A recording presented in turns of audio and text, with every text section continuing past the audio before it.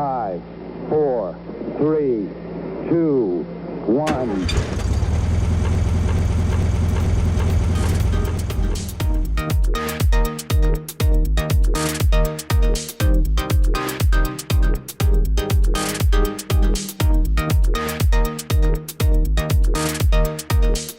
Hello, everybody, and welcome to an episode of The Clingers Have Spoken. We just watched season 45, episode 6 of Survivor, and a Hall of Fame episode, a Hall of Fame tribal council.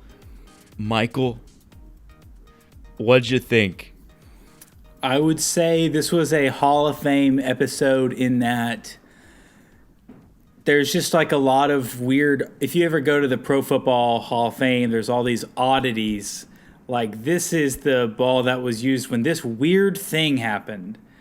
Not this amazing thing, not this great feat of footballdom, just this weird thing happened, and it had never happened before, and it happened tonight. And that's what we had. And honestly, we were all rooting for it because we all wanted Kaleb to stay. He's our guy. The editors have made him our guy. We're rooting for Kaleb. We're behind his story. We're like, get J. Maya's story out of here. She's boring or whatever. And that's what happened tonight. So I think the editors probably set us up to be happy about tonight's episode. They've built up Kaleb and Emily in our heads, and then Jay's the one trying to get them out. And boom, shakalaka. There was a little bit of go back and forth at Tribal Council, which you never see anymore. You never see someone just throw a name out at Tribal Council and be like, I'm just saying, like, y'all should vote her out, blah, blah, blah. And then she's going back and forth at him. So that was interesting. But yeah, man, a crazy episode tonight. I didn't think we'd ever see it. To throw a name out and then at, like, the people that you need to, like, vote with you, like some of the people that you need. That was crazy. And ultimately it didn't pay off because not a single person voted with him. This is literally what they made Shot in the Dark for. They're like, literally, this is gonna pay off at some point down the line, and it's gonna be amazing. Now, I don't think they thought they were going to have a 13-person tribe and 11 people, everyone but the person playing their Shot in the Dark, would vote for him. Like, that is crazy. It's so unbelievable that it makes me question a lot of reality TV. You know what I mean? Like, who knows? Like, what production may have been like, what would be really funny is if he was actually safe, though. You know what I mean? Roll that dice again. Like, literally, this could not have paid off any better for the show itself or for Kaleb. I mean, Kaleb would probably prefer not to have everyone write his name down, but to still be in the game is insane. Insane. And the fact that no one threw out a safety vote, Emily didn't even vote for somebody else, like, all of them. Every single one voting for Kaleb is crazy. That's crazy. Yeah, it seemed like there was a lot of people who were happy that Kaleb's Shot in the Dark hit, who probably didn't want Kaleb out of the game, but they were just going to do it because they thought that's what everyone else was doing, and they didn't want to be the people who were out on the outside of a vote, because at Final Tribal, it's good to say I had a perfect voting record, so everyone's like, I think Kaleb's going home. I'm just going to vote for Kaleb. And then they were all celebrating with him whenever it hit. And you could, the elation of every single, 12 out of the 13 people absolutely stoked that the Shot in the Dark hit. And then you just look at J. Maya, and she's shaking. Her hand is shaking in front of her face. And she's like, oh. She's just she just knew at that point it was over for her, and can't say I'm sad about it. No. I'm sure Jay is a really great person, so I don't have any personal beef with her. But as far as who we're rooting for this season, this was a much better turnout for us. Just like, honestly, I'm so glad that someone from Reba finally went home, because there have been too many gaffes in that tribe. And I'm like, there's I don't want to watch all 6 of them be like half the merge. Like that's crazy. Like I don't want to watch that. I don't want to watch like 6 against 5 the rest of the way, especially with the 6 that are there. Dee falling all over herself a couple weeks ago, and then Jay just outing herself as a vote that she literally didn't even write down. Like, I'm happy that Jay went home, not because she's a bad person, just like she wasn't gonna make it very far anyway. She wasn't gonna win. Nobody really liked her. Like, it was fine. Yeah. I honestly want to spend like the whole 30 minutes just like say like, oh my gosh, like it hit, like what is this, like this is insane, like that, like literally Ben walked into my room and he was like, what is happening? Because I was just like screaming like this is actually insane. Like I was diabolically laughing, especially when all the votes came in as Kaleb. Like I literally can't even, I'm still processing it. Mm-hmm. Yeah, I mean, I think for Reba, this is actually a better situation. I don't know why they didn't want to vote. Like, it seemed like there was some push to vote her out. I think it's actually going to work out best for Reba in this situation, just because like Sifu's going to be Reba strong, I think, no matter what, and he's just not going to change. Player. He's just not going to anything. But like this gets your numbers to even with Bello, so I think it's actually a really good move because I don't think you want to get up 6-5 to 1 because I just don't see how that works because you're not taking 6 to the final 6. That's not happening. So you need to cut the fat. So it worked. I think it worked out in their best interest. And also, there's a lot of guys out there that I think should want Kaleb to stay around because I think Kaleb is a good shield for them. Like if I'm Drew and I'm Austin, I'm really wanting Kaleb there. Caleb's a great shield for us. We're like 2 power playing guys who are going to be pretty decent in challenges. Why would I want Kaleb gone right now? Let Kaleb like win some immunity challenges and make his target bigger and bigger and bigger until he finally, right when we need him to lose one, and then boom, we're in the final 6, final 5. I think that's best case scenario. You need a meat shield, and Caleb's going to be a great meat shield for them. So I think this is an all-around successful move.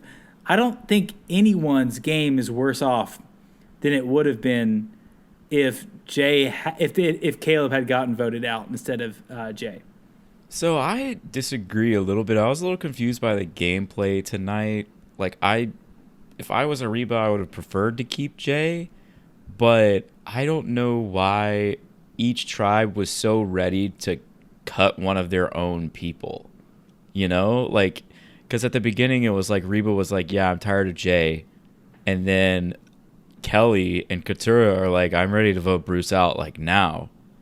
Like he's a problem, and Kaleb was in on that conversation, and it's like, y'all, why are we cutting our own alliances right now?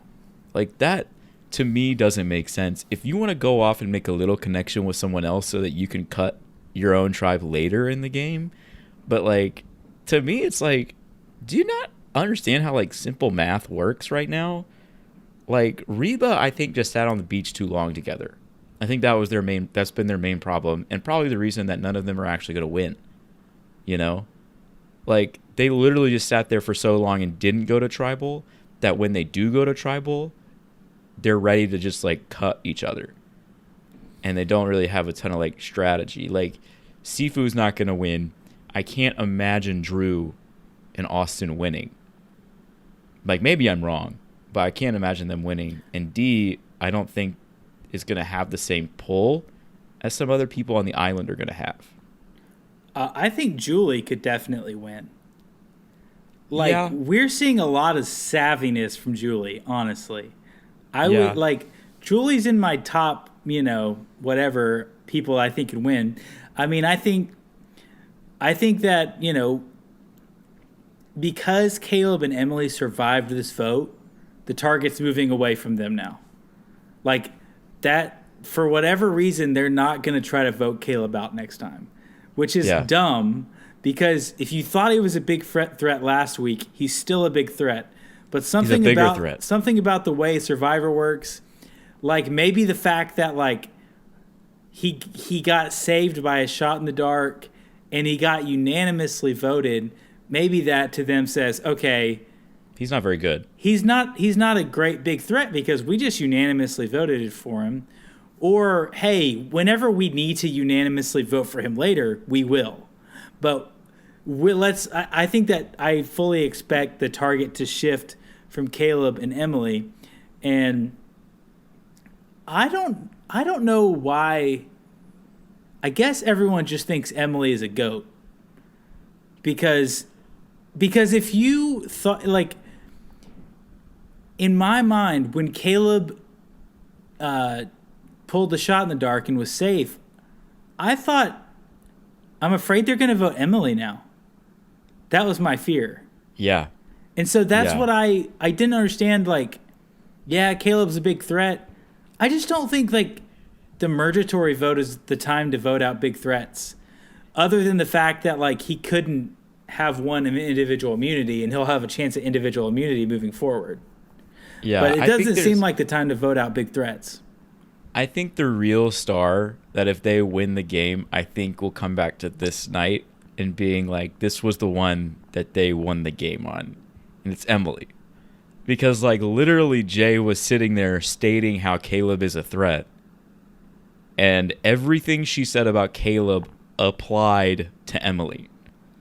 But Emily was just like, let me just look at this fire. let me just stay here right now. I'm not going to say anything. I'm just going to, like, look at this fire. And when she had the chance to go against it, she did the smart thing and just voted with everybody else to not cause a ruckus and blend in and say, look, you can trust me. I'm willing to cut my number one for you. When really she kind of saved him. Like, I think this is like a moment. This is a moment for Kaleb, obviously. But I really think this is the moment that Emily just absolutely had to have. And she got it, and she did it great. Yeah. Like, I don't know with this splitting tribes and everything next week that they talked about, or 2 people going home. I don't know if they're going to do a big tribal council with 2 people or if they're just going to do 2 sets of 6. I don't know. But I really hope that both Kaleb and Emily can advance further in this game because, I mean, they have to, right? We've spent too much time with them. Yeah. Well, and I think that their chances of advancing are really much better if they do a split the tribe into 2 and vote. One go to 2 tribal councils and a person goes home at each. I actually think that their chances of surviving that are better than if they were just in the thing again, because they're going to get in there and it's going to be 3, 2, 1. You know, it's going to be 3 Bello, 2 Reba, and Kaleb, and then 3 Reba, 2 Bello, and 1 Emily, and they're going to be safe because Reba and Bello are going to have easy opportunities to take the other out. And they're going to be banking on the other group doing the same. And so I think that if there is like a broken up 2 tribals next time, I think that actually helps Kaleb and Emily stay safe. And the thing about it is, from perception-wise of people on the island, they probably think that Kaleb is pulling Emily. Kaleb would have been voted out twice now without Emily saving him. Yes. Not saving him playing an idol for him, but saving him because of her social game of someone just telling her stuff they shouldn't have told her. You know, just leave her out of the vote. She doesn't need to be in this vote, y'all. It was when they crazy. said it right in front of her, and her face gave it away of, I don't want that to happen. And they just kept talking about it and kept talking about it. And so she goes to Kaleb, just like she did when Sabaya said, it's Kaleb tonight. She goes to Kaleb, says, dude, you're in trouble. And you need to play your shot in the dark. I'm just telling you. Yeah. So she's the one that's really carrying him through this game. She literally said, you are at shot in the dark levels of votes getting on you tonight. Like, she literally said that. And it's just crazy because, like, this duo, sometimes in Survivor, you just get these pairings or these groups that just, like, fit. They just randomly go so well together. And Kaleb saved Emily first on, like, the second episode when they voted out Brandon instead of Emily. And then, since he did that, she was still around to save him twice. It's like, and that's those 3 times that they easily could have gone home. That's half of the tribal councils that we've had. Mm-hmm. And 2 of the other ones were quitters. Right. Like, this is crazy. I was thinking tonight, I was like, literally every person on the Lulu tribe failed at tribal council when there were other people, non-Lulu members at tribal council, except for Emily. She is the only one that does not garnered a majority of votes amongst other people. And she's done that twice, and literally no one else on that tribe, they either went home at Lulu or they went home or they got the majority of votes when everybody else was there. Like, if they took a vote right now, who's winning this game? Us at home, like, there's no better game being played than Emily. And it's perfect because if you took the same exact vote on that island, none of them would vote for Emily. Mm-hmm. Which is crazy. Just crazy. Yeah. She just like appeared as this little neurotic girl that just seemed to bleed into Red Tribe because Austin and Drew were like, yeah, come with us because we're the better situation for you and you should listen to us. Yeah. Like, come on. I think Emily's setting herself up perfectly for, getting to 5, getting to 6, making one, like, move to get a threat out, and then sitting at the final 3, and maybe that's turning on Kaleb, but sitting at the final 3 and just saying, yeah, I actually deserve to win, and Kaleb getting in the jury and saying, Emily is a dog. She was playing y'all the whole time. She saved my butt twice. Yes. And y'all thought I was the big threat. And I can totally see Emily winning this game over D or whoever she would be at the end with. I don't see anyone on Bello that is a threat to win. Like, no offense to those guys, but yeah, I don't think anyone thinks Bruce is going to win. I think everyone finds Bruce a little bit annoying. They might like him, but they still might find him a little bit annoying, and it's the second time, and that kind of might rub people the wrong way.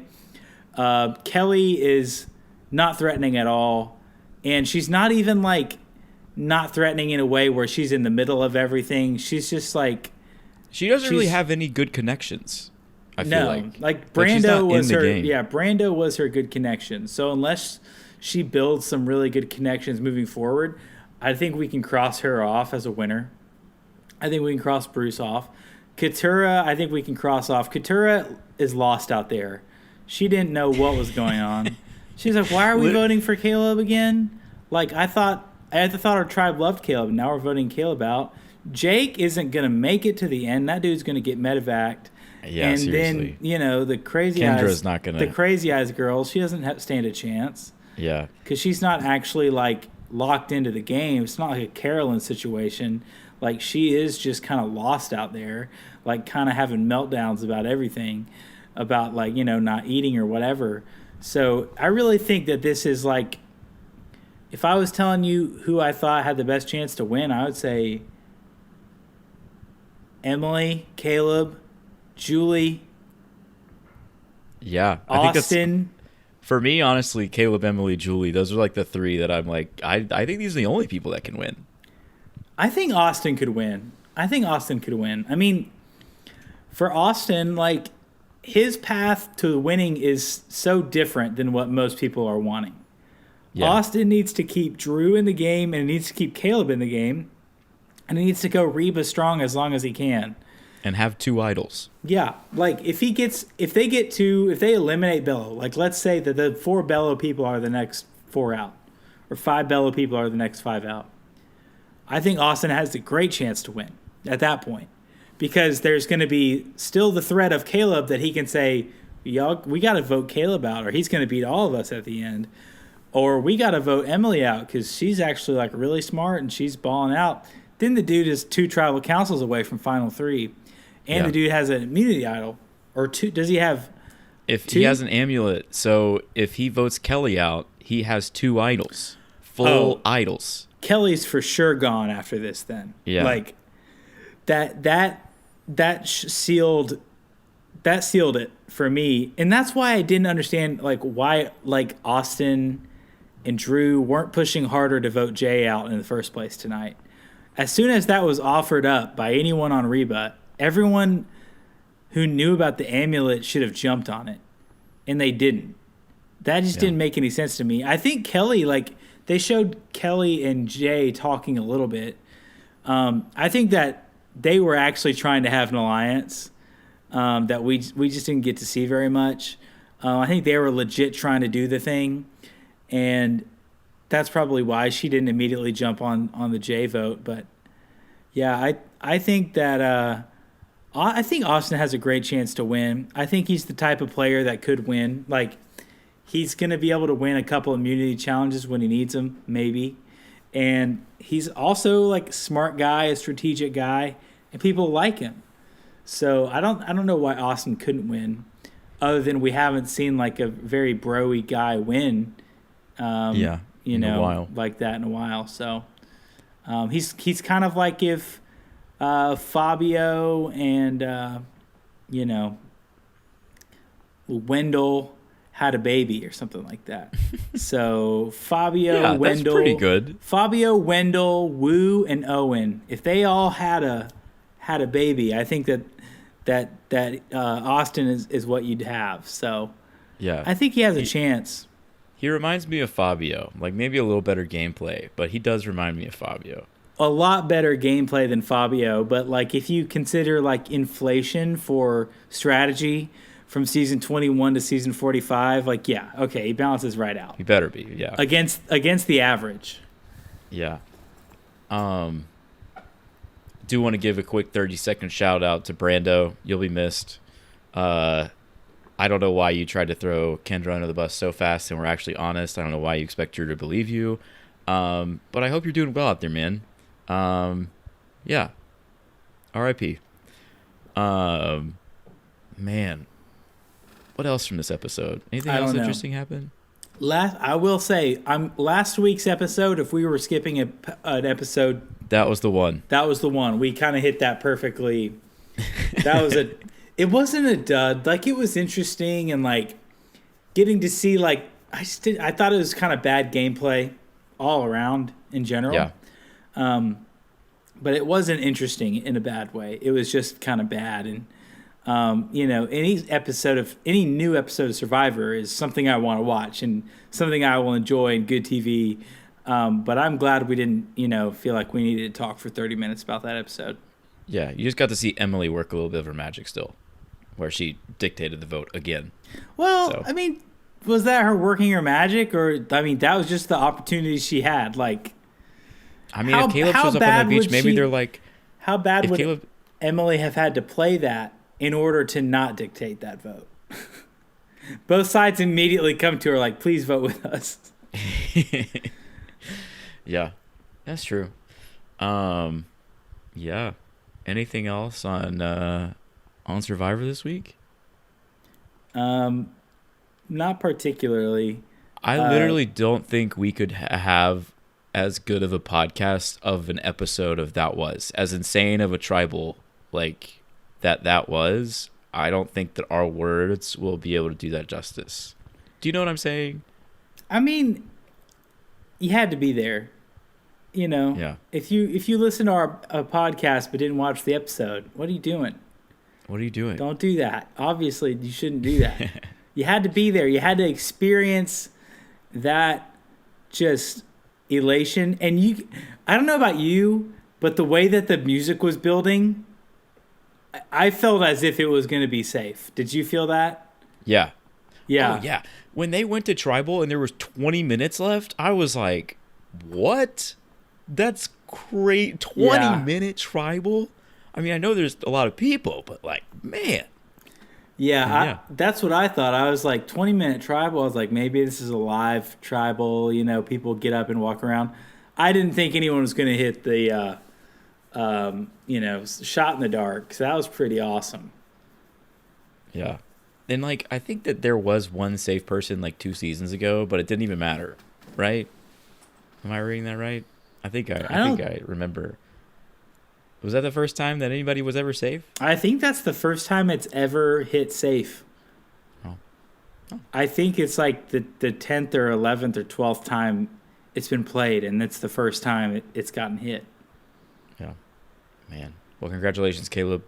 I hope you make a lot of money one day. That was awesome. That's awesome. We still have some time left. Do you want to talk about how many Super Bowls the Titans are going to win with Will Levis? Well, I don't know how many Super Bowls they're going to win, but he looked awesome on Sunday, man. He looked great. Tannehill has never made some of those throws in his life. Like, I'm not trying to down on Tannehill, who's had a, above average NFL quarterback career, made a ton of money, seems to be a decent guy. But what were we doing listing Levis as third on the depth chart this whole time? Like, was he hurt, or were we just like, well, maybe Tannehill will give us like wins and we'll make the playoffs with Tannehill again? I mean, even in training camp in preseason, before Levis got hurt, he was the third string quarterback behind Tannehill and Willis. And he looked pretty decent. Like, I remember watching those games, I was like, this looks like a real quarterback. Like, why were we giving Willis all those reps in practice? Okay, I do have an answer for that. Like, the offensive line has been a little iffy, but the last couple weeks, the offensive line is like Nicholas Petit-Frere on the left side with Skoronski. They look pretty good. So, I don't know. Maybe that's just Skoronski being back, but like, he had time on Sunday. Yeah. I want to put something on the record. Uh-oh. Before this, nephew Kyle, put the TikTok camera on. Before this gets lost. Before people are saying this all across the internet, and I will never get the credit I deserve for this, is that I'm the person that came up with the term first, the Levissance. I was the first person to tweet out, I'm ready for the Levissance. I am the first person to tweet that out. Now Mike Herndon, Titans blogger, tweeted it out during the game, but it was after me. Wow. So, and I wouldn't be shocked if he saw it from my tweet. Now, Mike, if you're listening, feel free to let me know. I will accept a certain amount of money to shut up about this. But you either need to pay up front or you need to get royalties forever. I am the first person to tweet out the Levissance. So when it's all over, the internet within the next couple weeks, as the Titans get moving towards the playoffs, you can just know someday in the Pro Football Hall of Fame there will be a plaque, the greatest nickname in NFL history, the Levissance. And which was coined by Michael. Actually, it was coined by @MichaelLikesPod on Twitter. Wow. So. Yeah. That's in history. That's in history. Man. I remember the day we drafted him. Do you remember the day we drafted him? I was at your house. I do remember that. We watched it on your TV, and they traded up for him, and you were not thrilled with the pick. You were not thrilled. Much like a lot of Titans fandom was not thrilled. But do you remember what I said to you? No. I said, you know what? It's a second-round pick. As of right now, we have a better chance of having Josh Allen on our team than we did yesterday. So I'm happy about it.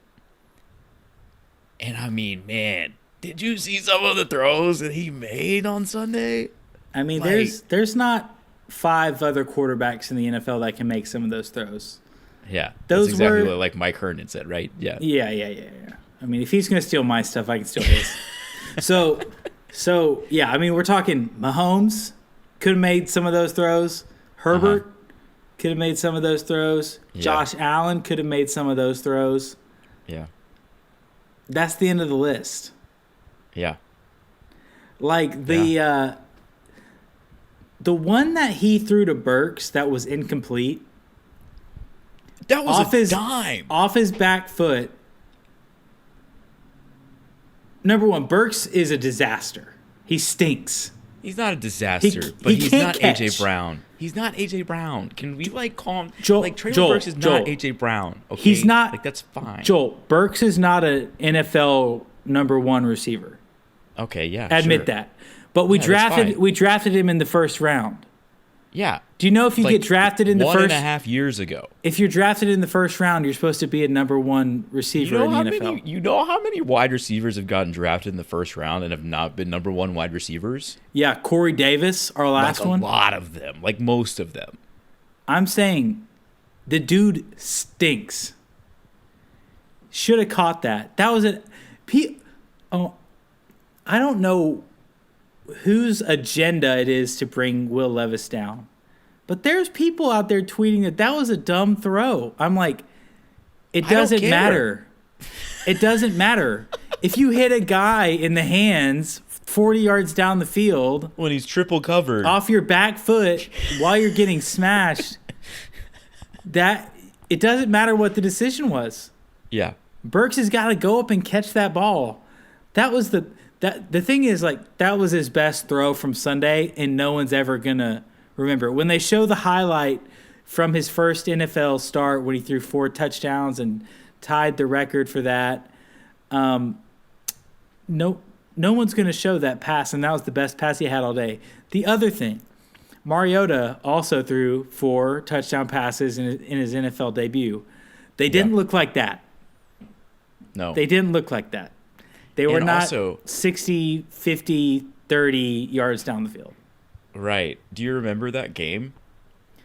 I remember the game.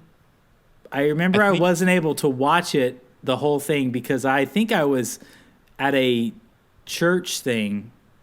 So here's what I think happened. We were at Buffalo Wild Wings, and I think you had to leave early or something. But I'm pretty sure we met at, or maybe you came late. But I'm pretty sure we met at Buffalo Wild Wings because they were playing the Bucks. No, that was a different time we played the Bucks. Okay. But they still played the Bucks in that first game. And Jameis threw 4 touchdowns too, and I think 3 or 4 picks. Yeah. So it's not like Mariota was driving them 80 yards down the field against a good defense. These were the 2 worst teams in football the year before. Yeah. So I'm pretty sure the game you're talking about, Tannehill was quarterback of. Because that would have been what, 2019? No, I think it was a while ago that we did that. I clearly remember going from Buffalo Wild Wings and Hermitage to church trunk or treat. Okay. And I'm pretty sure that's the game you're referring to. So it either would have been late stage Mariota or Ryan Tannehill's first season after he took over as starter.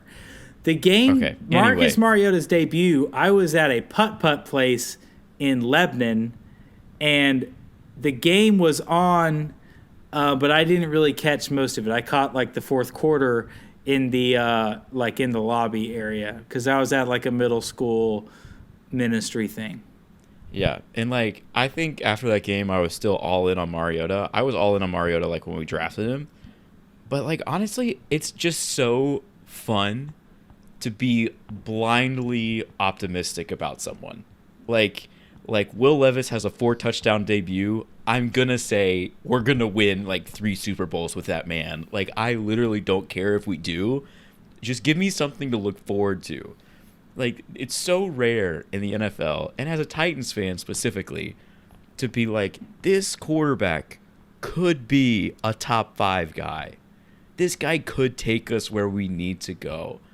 And, man, I really hope we make the playoffs this year with him. That would be a ride.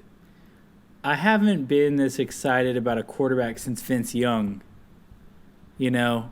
Yeah. Since Vince Young brought us back from 3 touchdowns down in November 2008 or whatever that was. Against the Giants when we were there. Yeah. That's the last time I think I was this excited about a quarterback. We all know how that turned out. But when a guy comes in and he's that much better than your starter, I mean, when you can throw the deep ball like that, Derrick Henry's about to go off too. Yes. Like Derrick Henry's about to go off too when they can't put. I mean, they're going to struggle to put freaking 8 guys in the box, let alone 9 like they were doing with Henry. Yeah. So, Tannehill, like as soon as defense is figured out, all that Tannehill can do is play action, throw the ball over the middle to A.J. Brown.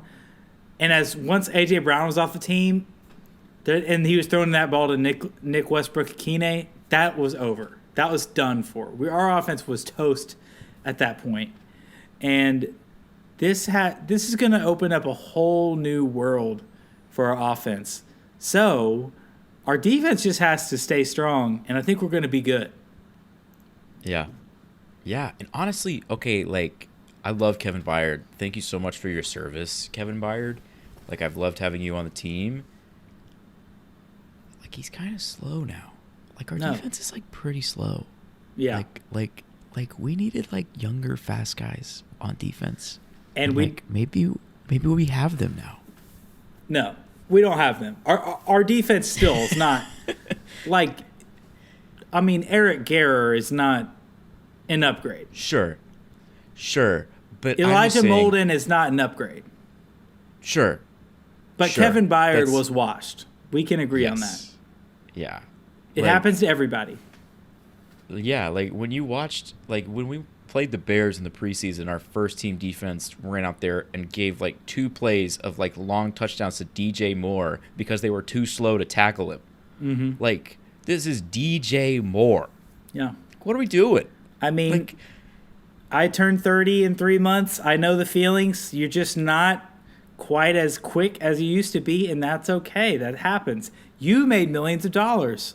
So good for you. You've had a good career. And Kevin will always be beloved in Middle Tennessee. Always. Totally. I hope they win the Super Bowl. I really do. The Titans? I hope Mariota... No. Yeah. Well, I mean, yeah. But, like, I don't think that's going to happen this year.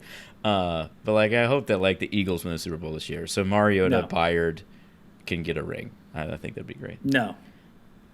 I hope they lose the rest of their games. Why? Just because A.J. Brown? And Mariota. Oh, man. Yeah, whatever. He's a quitter. All right. Well, he's not like a Hannah, you know, like. No, he's more of a Sean. He's more of a Sean quitter, but that's still a quit. All right, everybody. See you next week. We will see you next week. Have a good one, everybody. The Clingers have spoken.